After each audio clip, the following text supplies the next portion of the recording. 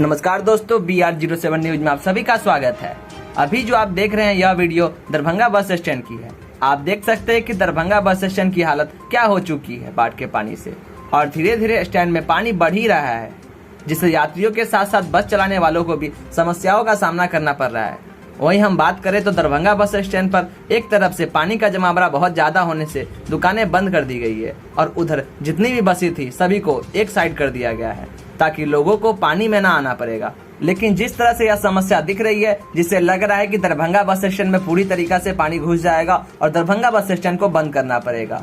Darbhanga bus stand के बाहर road side की बात करें तो वहाँ पे बाढ़ का पानी प्रवेश कर चुका है, और इसी के साथ दरभंगा एयरपोर्ट के समीप भी बाढ़ का पानी प्रवेश कर चुका है। अगर यही हालत रही तो जल्द ही दरभंगा के शहरी क्षेत्रों में भी पानी का प्रवेश हो सकता है। अगर आपको ये रिपोर्ट अच्छा लगा हो तो वीडियो को लाइक करें। इसी तरह दरभंगा एयरपोर्ट और बाढ़ से जुड़े न्यूज जानने के लिए हमारे चैनल को सब्सक्राइब करें।